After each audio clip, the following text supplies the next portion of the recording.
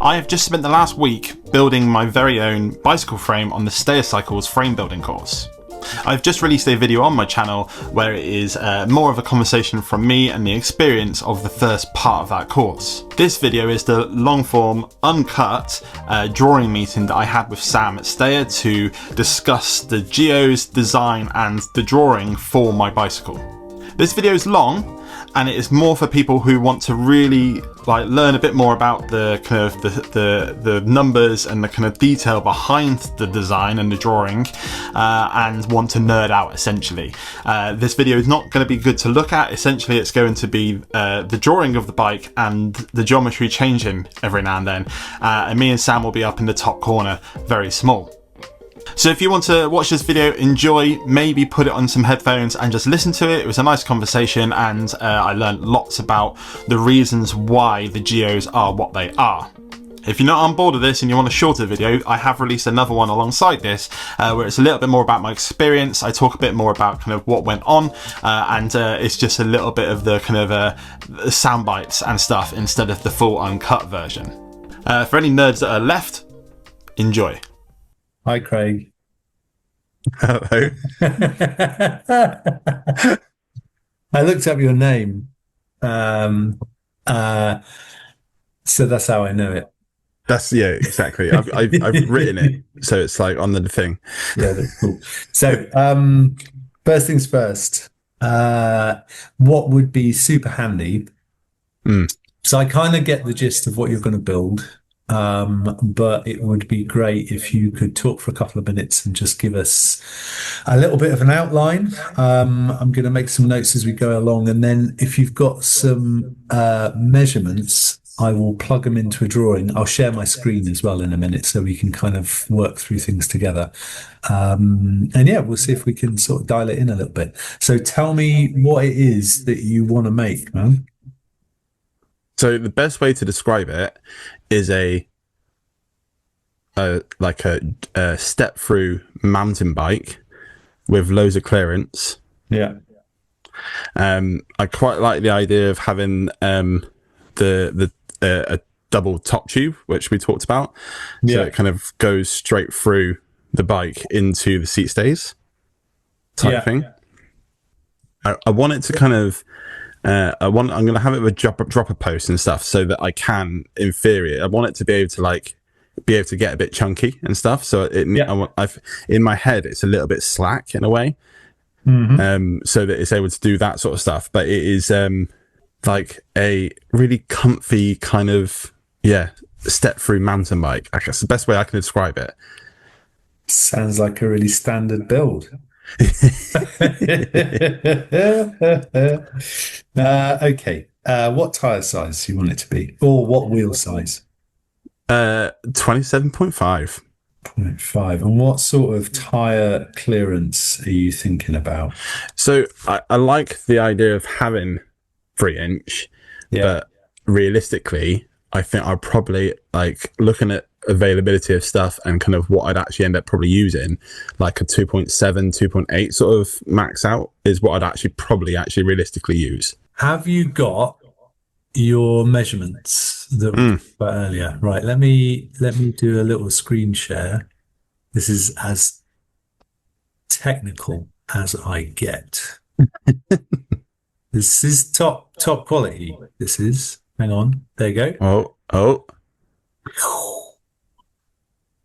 You are screen sharing. There we are. This is just a generic step through of sorts. Okay.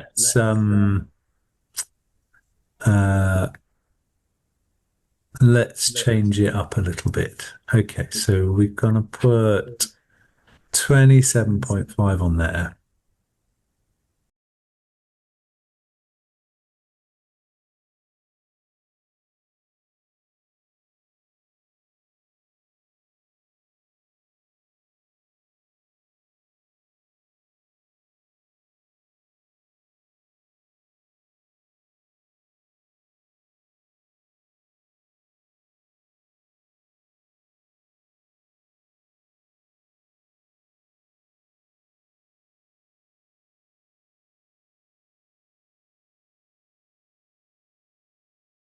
give you a very rushed intro to BikeCAD just by watching me flounder around on the screen. But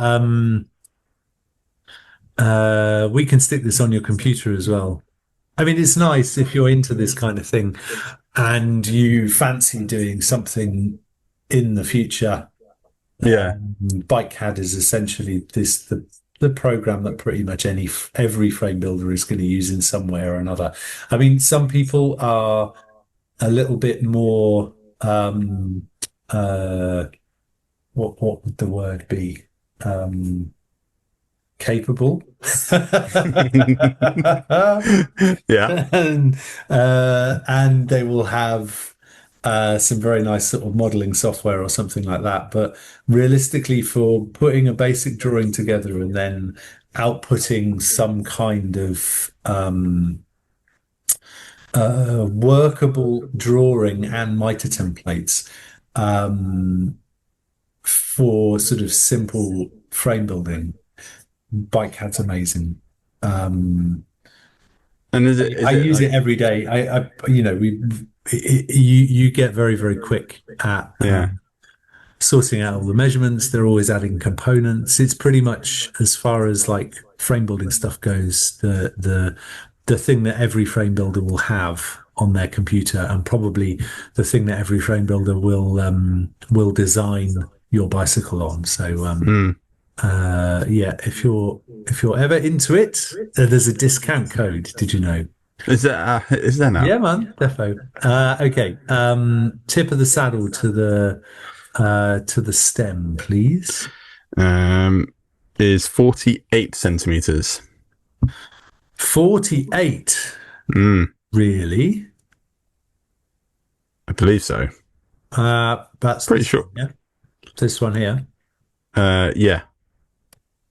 48. Yeah. Look. It was very short. Yeah, I've got quite a short stem on there at the moment.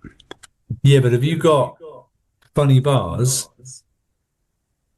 Yeah. Yeah. We're putting a dropper post on as well, aren't we? Yes. So the funny bars, does that make a difference, doesn't it? So because it's the flat bar. Yeah. If it's a straight bar, that's the, Yeah, there's going to be oh goodness, there's going to be a difference.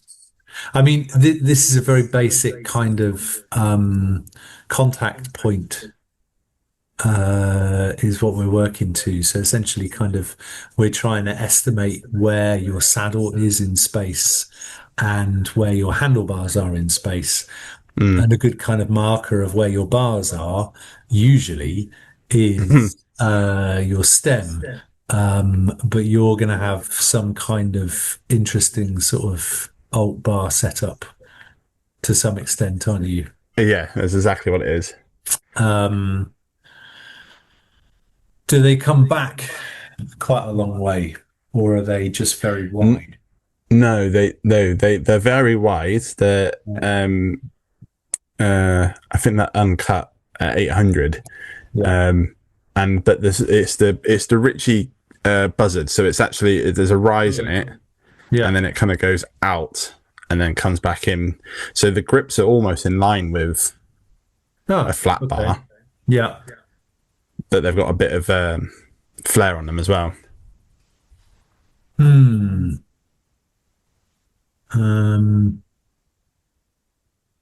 gonna not faff with this too much, to be honest.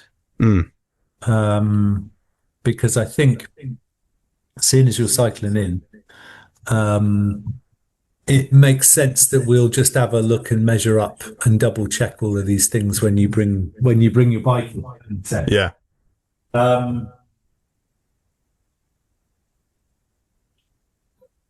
See, look, we're in the world of actual bike proportions now. That's good. I know. It's like every time you type something, I see it a bit more. It's exciting. Let's not have a 230mm long head tube, though, right? I do like a long head tube, but obviously, what makes sense. That's 10 too many. Yeah, not like that. There you go. That's pretty good. Into that. It's gone a bit long though.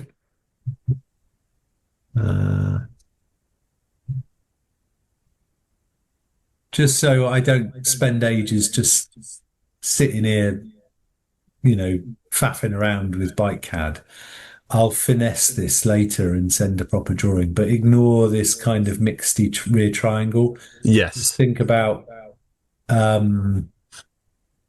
so this is the thing with BikeCAD is that it's great, but it's a sketch. And it's a sketch that will allow us to get some really nice measurements together and know vaguely, well, you can be quite precise if you really, really spend time in putting your information. But for the purposes of this kind of chat, we're just going to go through and sketch out, and then I'll kind of finesse it, send you a drawing to have a look at and approve. But because also we're thinking about a kind of different tube layout, from what I gather, having a curve in the dropped sort of top tube, and then also a sort of triangulation point for the seat tube coming through on the front triangle rather than on the rear triangle, right? Yes. Yeah. That's right. There's no point in me standing here faffing around with BikeCAD for ages while you stare aimlessly at me. So at 10 past 8 at night, so we'll just get the major kind of dimensions together, and then we can faff around with the actual drawing and what it looks like later. All right? That sounds cool. So essentially, like with BikeCAD and the way this bit works, it's a case of getting the measurements generally of the frame. When it comes to like more of the the designy part of it, where you tweak different bends and stuff like that, that's something you would do in the making, or could you add that to the drawing if you obviously had time? No, you can absolutely add that to the drawing if you spend a bit of time doing it. But I suppose based on the fact that our time constraints from this particular process, it would be something that I'd sit for a little bit of time and just get the tubes looking nice, think about bend angles and stuff. I mean, you can either do it that way. BikeCAD.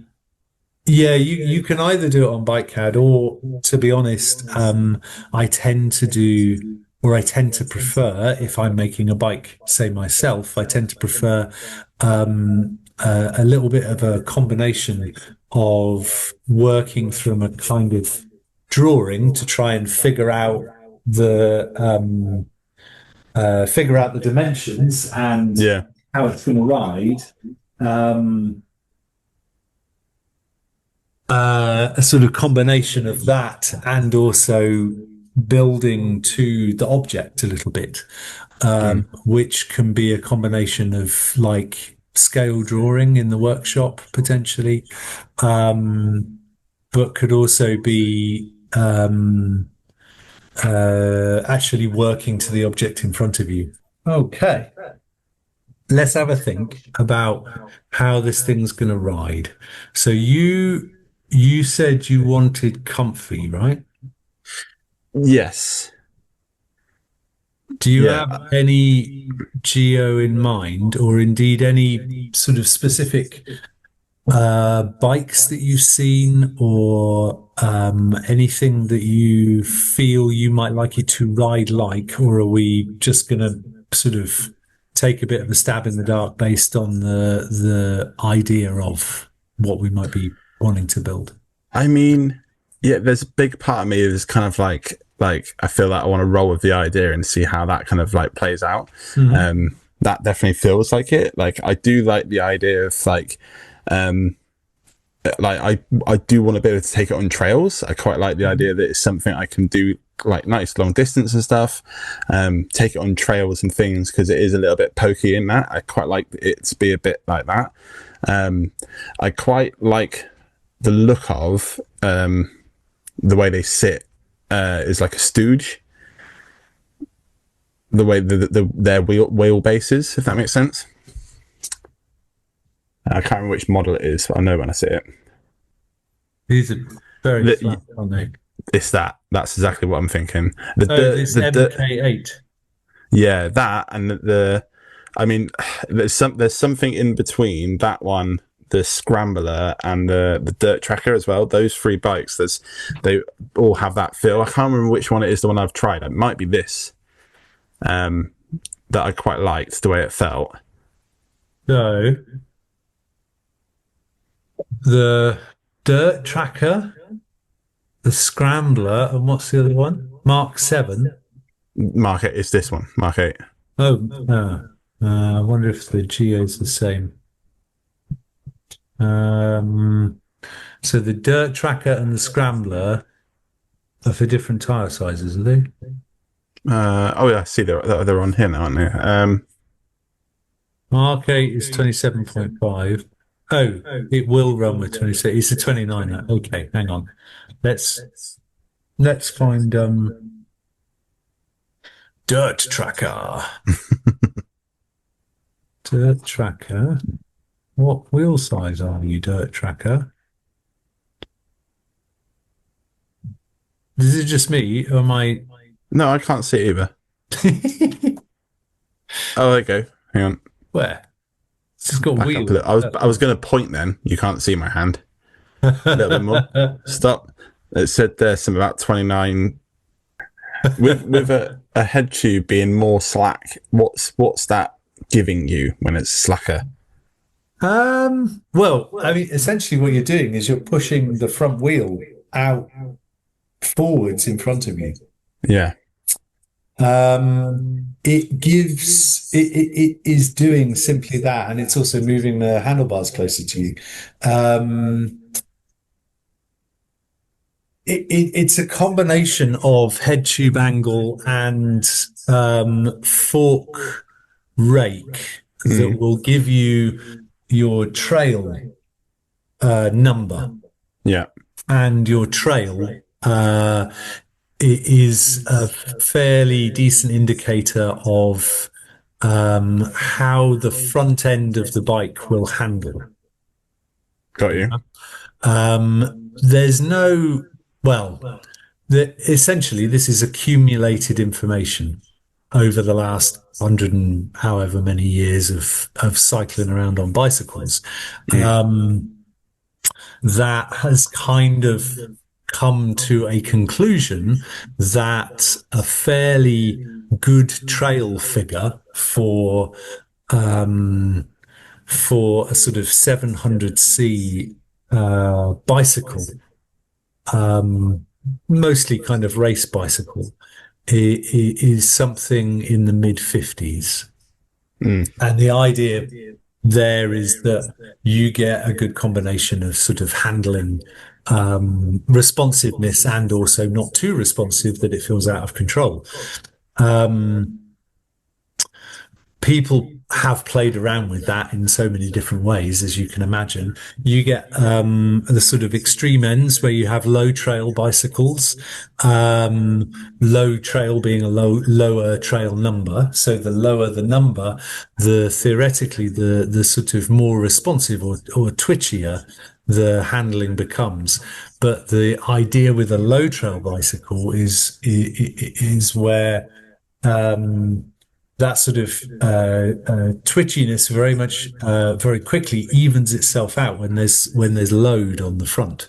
So if you have a front load on your fork, or consider that that's something that you will have for a large period of time, like for the most of the time that you'd be on that bicycle, either it's got a big bag on the front or a big rack that you will somewhat like permanently carry some weight on, then having a low trail or a lower trail number will kind of even out and give a nice responsive handling without it being too twitchy. Then you go the other way, which is where the world of kind of mountain bikes has ended up going, where really the higher trail figures are a lot to do with suspension bicycles, where the fork, where it's at its sort of uncompressed state, puts the head tube a lot higher up, and then say you've got 100 and I don't know 120 millimeters of compression in your fork. As that fork compresses, the angle of the head tube all of a sudden steepens. So you don't want at full compression, when you might be experiencing your full NAR, to all of a sudden have an incredibly twitchy handling that makes your bike uncontrollable. So the idea is that slackening that head tube really gives you slackening the head tube and or kind of changing the rake on the fork is going to give you controllable kind of handling as the fork compresses and across all the compression of the fork. So it's sort of like those are the two differences. But then you also, the further out in front of you put your front wheel, the more it's going to kind of roll over things. Yeah. But also the more you get that kind of wheel flop effect, where it's sort of the bike takes over and wants to pull the wheel to one side as you get to a certain point. So there's a lot of kind of finding desirable handling characteristics. Makes sense. In this whole kind of rake and head tube angle sort of conversation.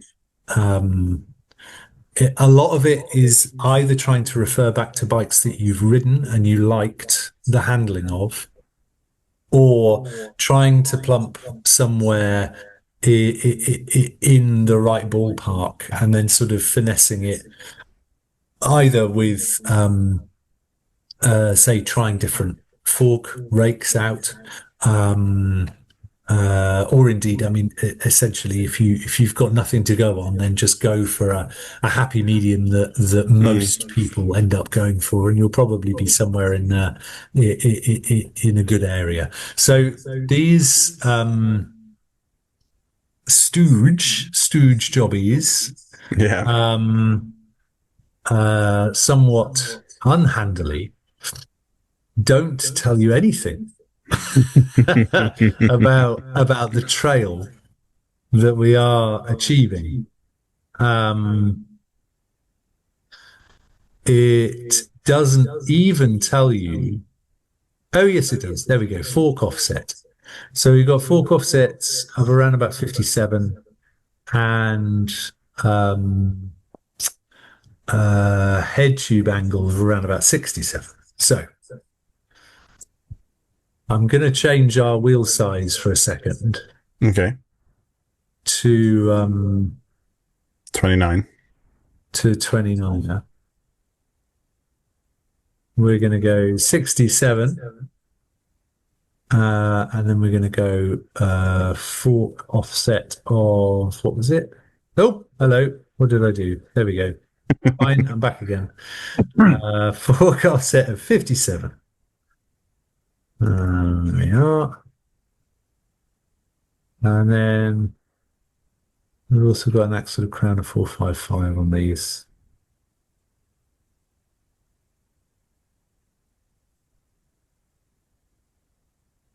So this is a very swoopy. Look at that. Yeah. Your trail figure is 95, right? Yeah. Imagine the opposite of low trail. It's like if it's twitchy with your low trail, this is like driving a bus. Yeah.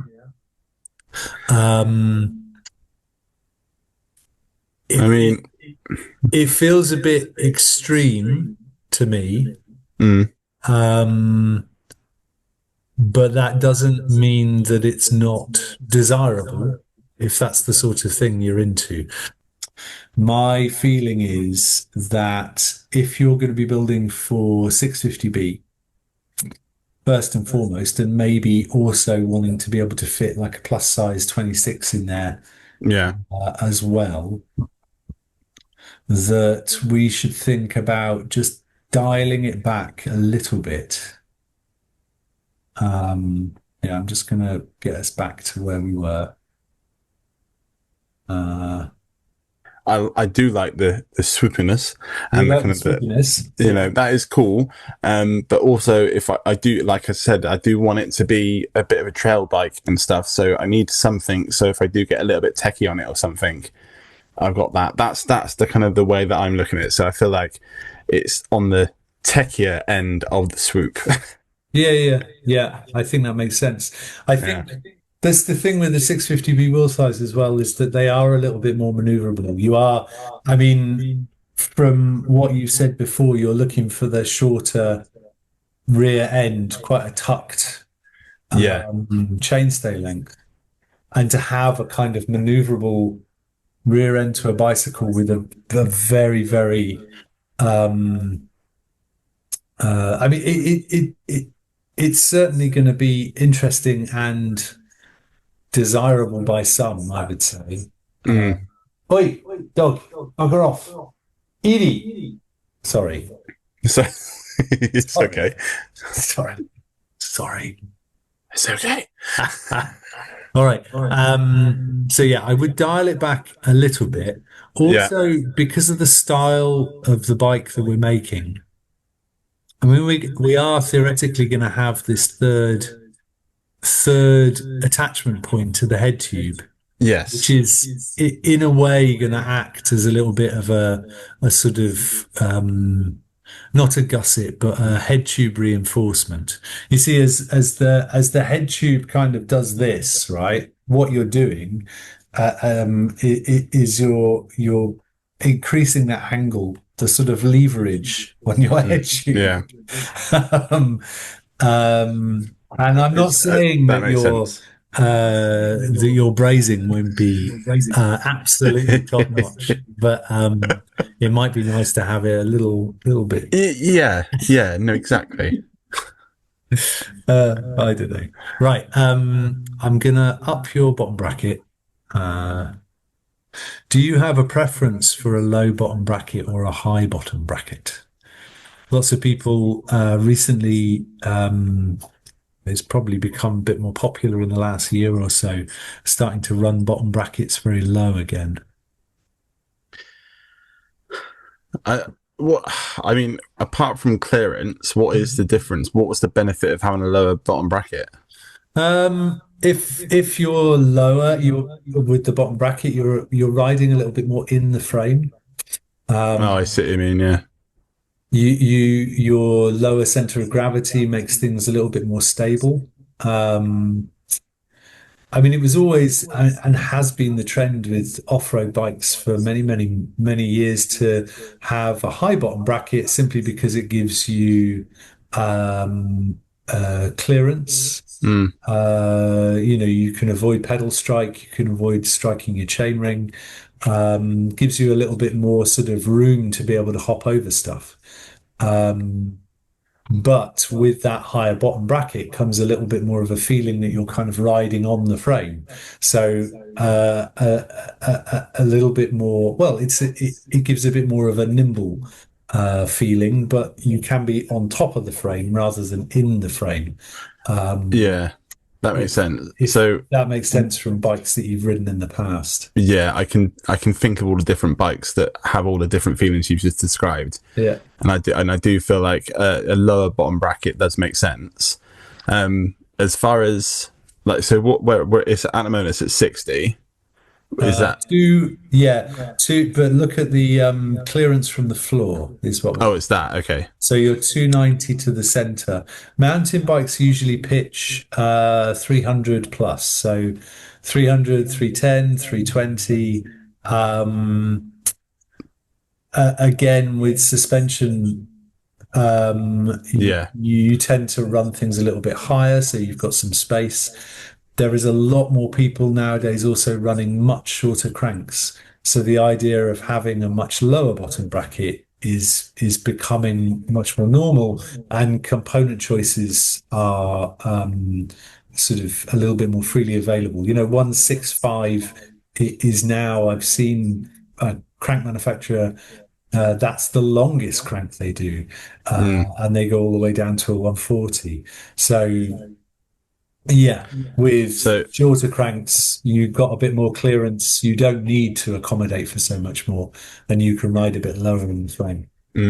no, I think I definitely want to try some more short cranks and stuff. So it does make sense for that, I think, for this.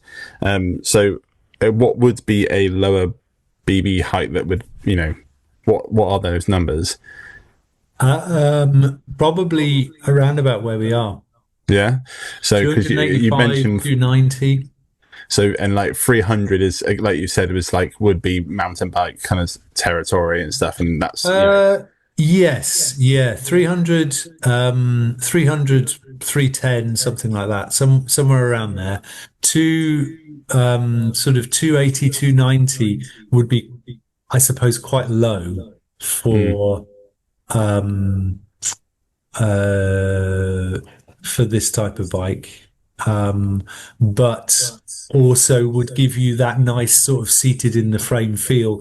You'd feel a little bit more like you were sticking to the trail as well. I feel like this kind of long front end, a bit more in the bike, you're gonna be rolling over stuff and sort of, I don't know, it feels like it's a little bit more flowy, sort of single track rather than techie, if that makes sense. yeah. I think that sings to me. I think that's the feeling that I'd like to get out of it for sure. Okay.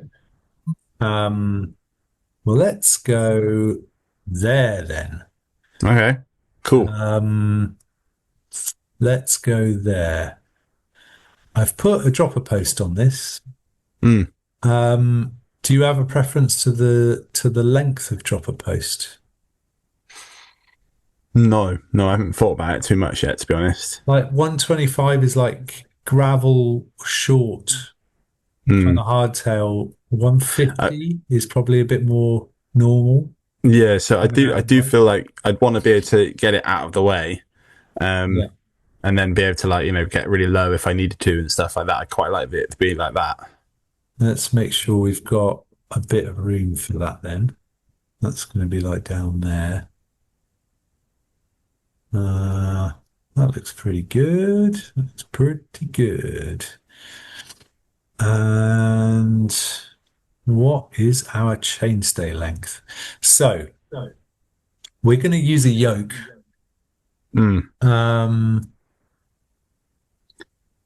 I think I want to plop your seat tube up a bit more of an angle. That'll give us a little bit more room to bring the tire in. Yeah, that's cool. I think really if you want to go as big as a 3-inch with a 27.5, we need to be in sort of 430, 435 kind of territory Yeah. for the chainstay. And then do you remember what your saddle tip to stem was again? Yeah. 48. Yeah.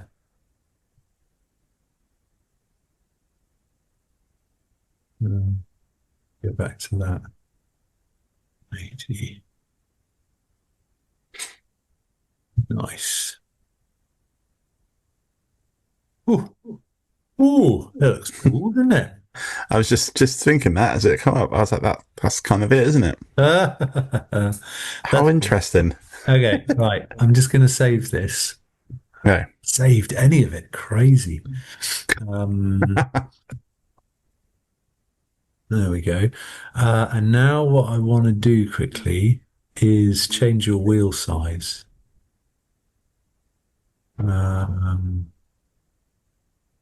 Where are we? 26 by 2.1. So you go down to a 270. See, this is the where potentially if we lifted up the bottom bracket a little bit Mm. for your 27.5 wheel size, it maybe wouldn't get too low if you did ever want to put 26 on there. But I don't think you'd ever put 26 by No, 2.1 on it. You'd be like 26 by 3, right? At least, yeah. I feel like if I was gonna do 26, it was because I was putting some huge tires. Yeah. So yeah, I think realistically, I think it's the priority is getting it to work best on 650. Yeah, that makes sense. Okay, that's cool. What do you think? I like it. It's like everything's kind of making sense, and it's kind of yeah, it's ringing to kind of what I kind of essentially like. The Stay TB is such a nice fit for me, and I really like the way it all lines. So measuring it earlier on, and then thinking about kind of this and the conversations around sitting in the frame more and stuff like that, and having a bit more flowy. I feel like this is kind of like it's yeah, it makes a lot of sense. Okay, well, that's cool. Let's just get the last few bits ticked off just so that we've got your list together. So, are you going to run this single or double front chainring or triple? Single. Single.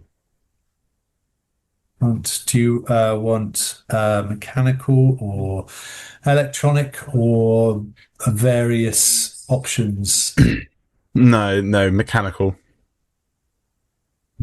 Cool. And external routing or internal routing?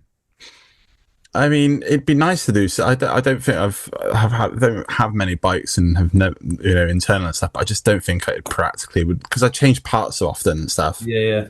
It'd just be a pain in the butt. I think so. I think external makes sense. Yeah. Routing. Already got IS. That's fine. 1/8. We're going to sort your fork out. Going through axle, front and rear.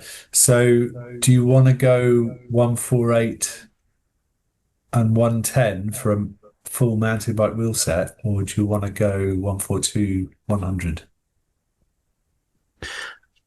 It's going to be down to the hubs, basically. If you're looking to stick a mountain bike hub set on there, then potentially there'll be 148, but they also, they don't have to be.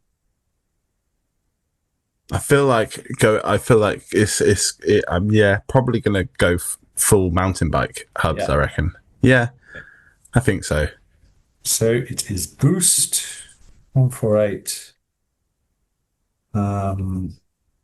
And we'll talk about the fork when it comes to it because we could do 15 mil. It sort of depends. Probably. I think I need to do a little bit of browsing. There? I think I need to do some hub browsing. Yeah, right. Yes, yeah, usually. That's a nice thing to do in the evening. Chainring size we can figure out tomorrow. I think I know what I want to do for chainring though. Yeah, go on. Yeah, I think 36. Oh, okay. That's cool. Loads of room. Yeah. 36 boost and 73 mil bracket.